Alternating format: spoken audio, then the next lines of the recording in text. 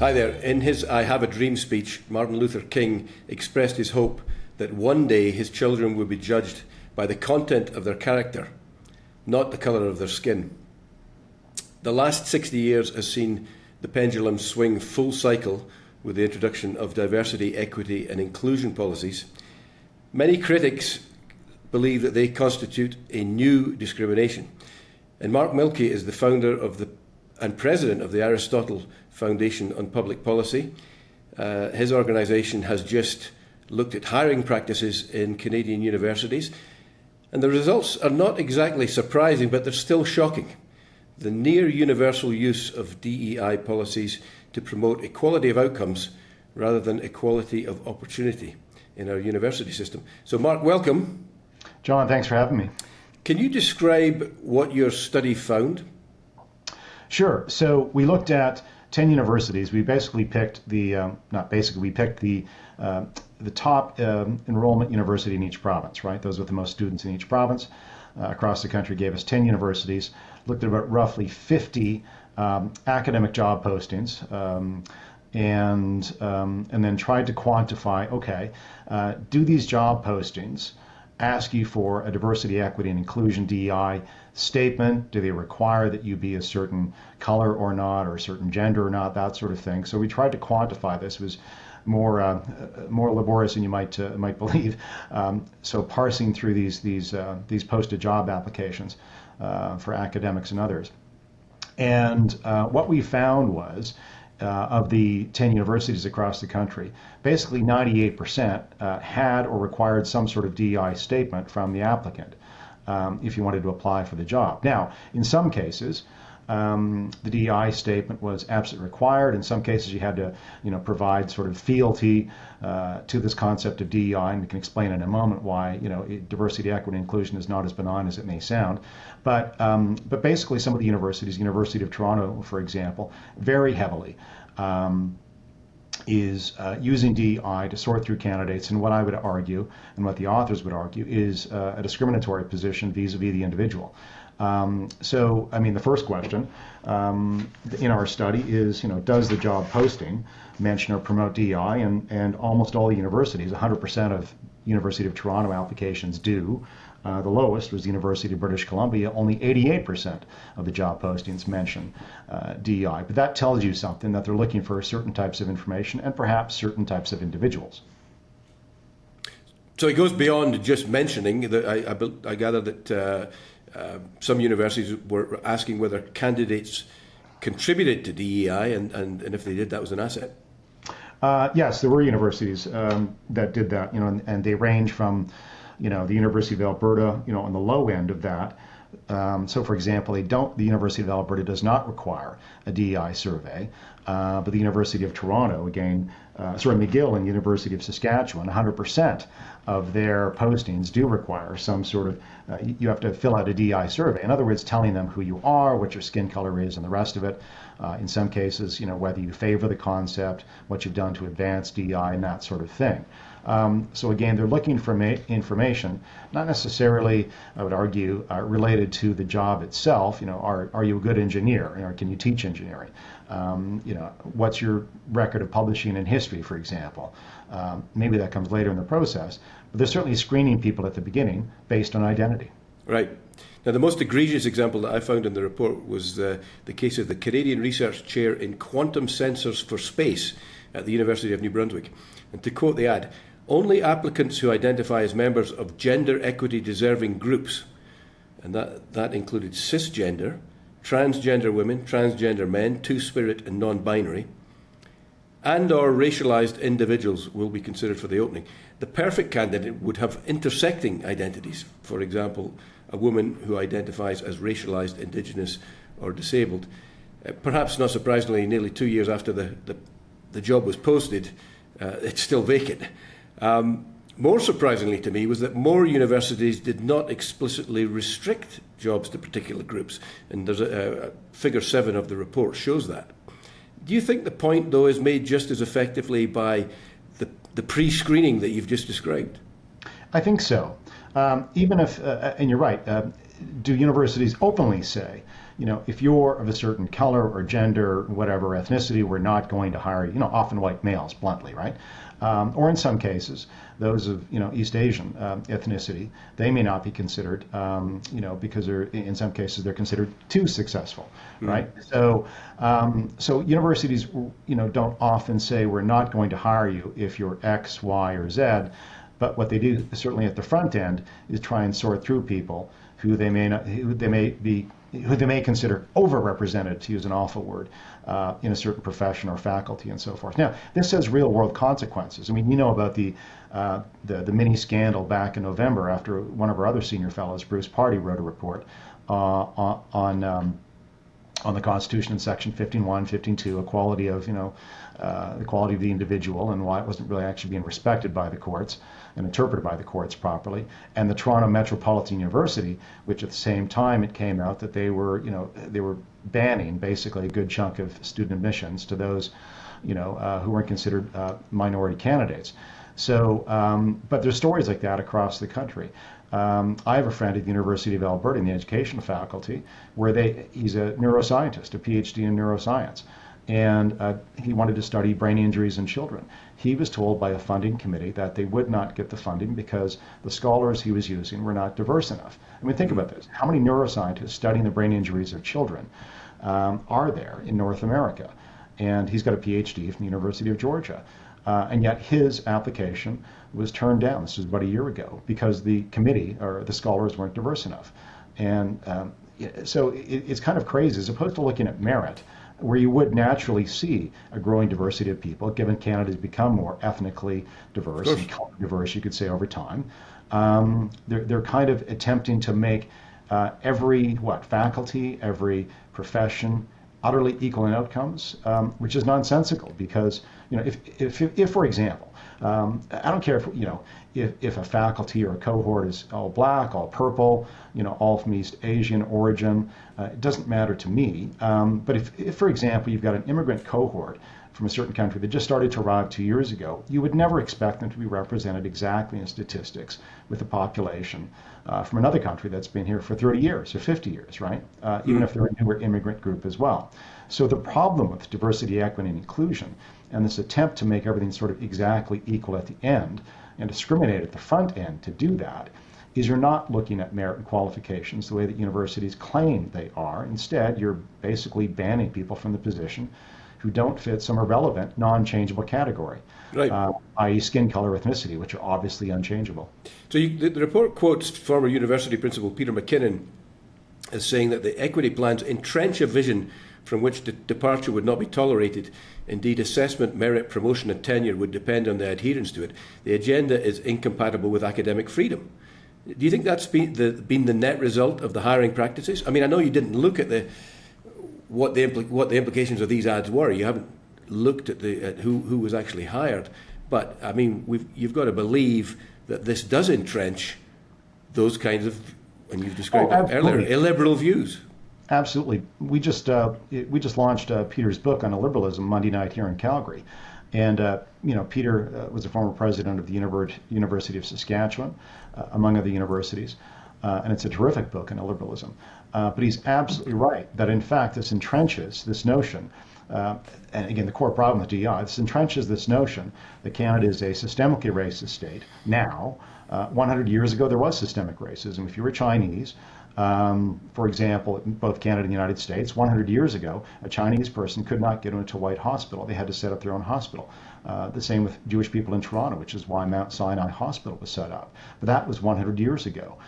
Systemic racism has been outlawed in Canada since the 1950s. You still find individual cases of prejudice, but systemic racism as a policy, as a law, began to be abolished in places like Ontario in the early 1950s, like 10, 15 years before the U.S. Civil Rights Movement, right? You referred to Martin Luther King in the beginning. Canada was ahead on this score. So the problem with assuming these days that, for example, there's unequal representation in the professions or something, is that you're attributing everything to racism. And in fact, one of our other senior fellows, Matt Lau, who, as you know, writes for the Financial Post, a financial analyst in Toronto, in the very first study we launched at the Aristotle Foundation a year and a half ago, Matthew Lau did a study of incomes. Well, guess who's at the top of the income heap in Canada? It's those whose ethnic origins or national origins are in East Asia, right? Taiwanese Canadians, Chinese Canadians, those from Hong Kong. They're at the top of the income heap. Why? Because they're they're most highly educated in the country. And that leads to higher incomes. In other words, the assumptions of DEI, and this comes from Ibram X. Kendi, it comes from Ta-Nehisi Coates. This notion that outcomes are due solely or mostly to racism today or in the past is faulty. There are all sorts of reasons why various groups differ. Again, a recent immigrant group is not going to have, for example, the high incomes that, say, Japanese Canadians do, who are also at the top of the income heap. Why? Because Japanese, people in this country of Japanese ancestry have been in this country for 150 years, right?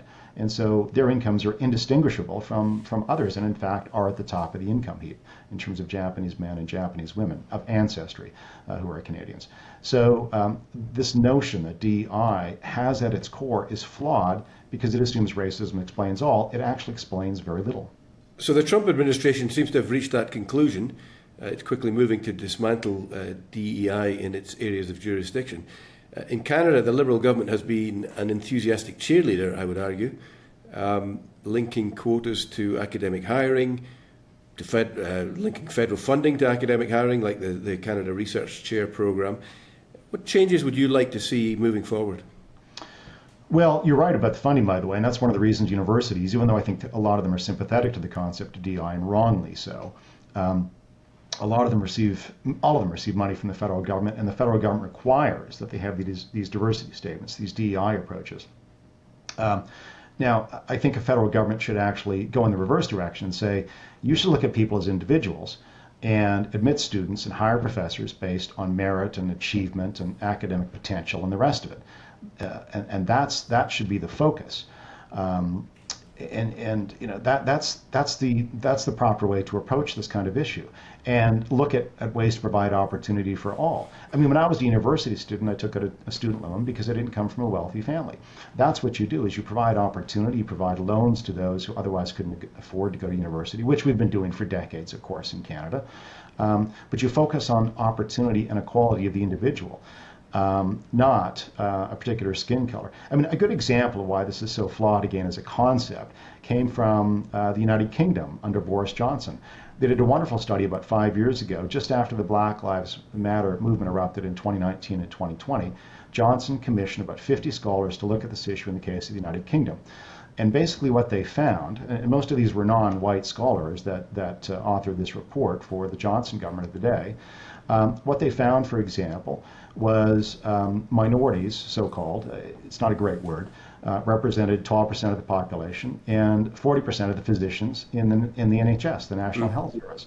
And their sort of response to the accusation that Britain was still systemically racist, as if this was 100 years ago or 200 years ago, was we're not seeing it. There are other explanations. You can find personal prejudice, but attitudes have mostly been much more positive in the last little while compared to decades ago.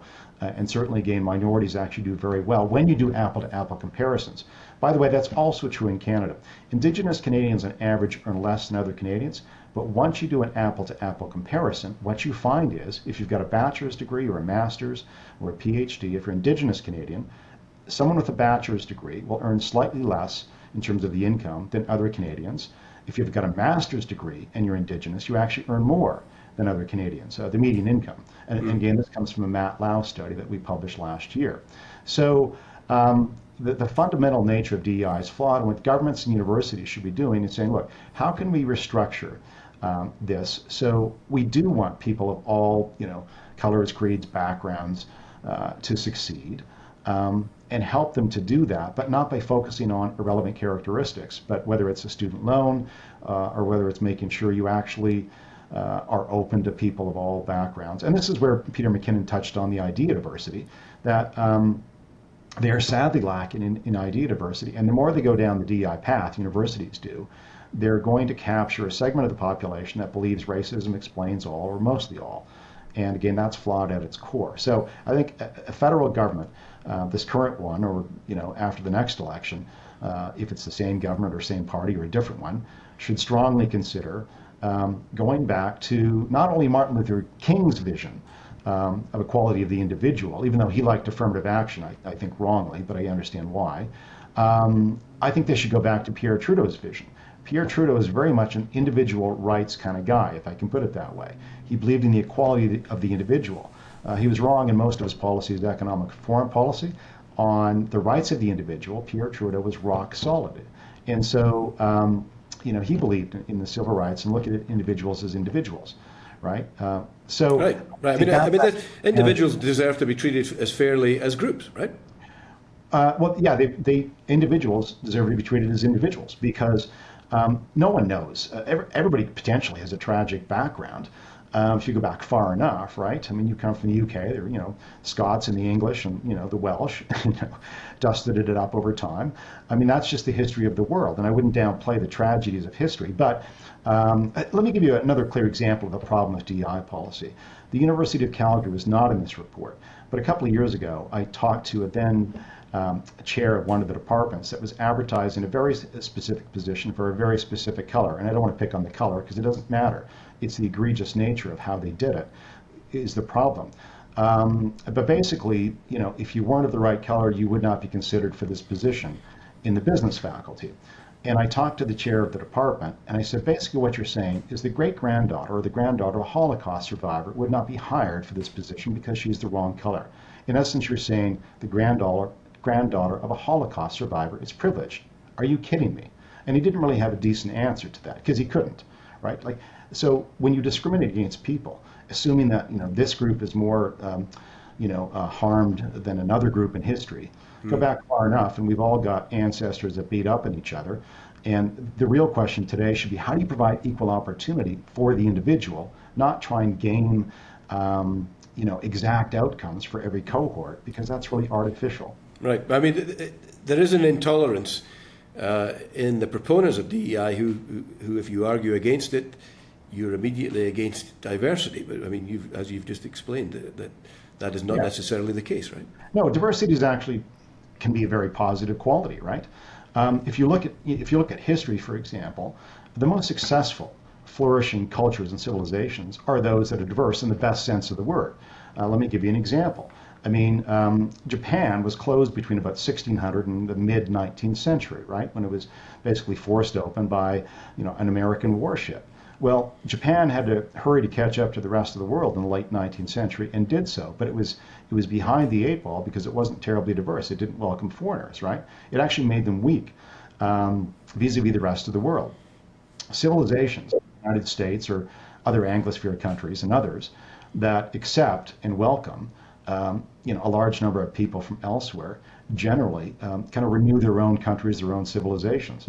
And so, I mean, that's been the American experiment. It's been the experiment of the Anglosphere. These days, we may be admitting too many immigrants at once to properly kind of have everyone get along, so to speak, or provide housing. That's a separate issue.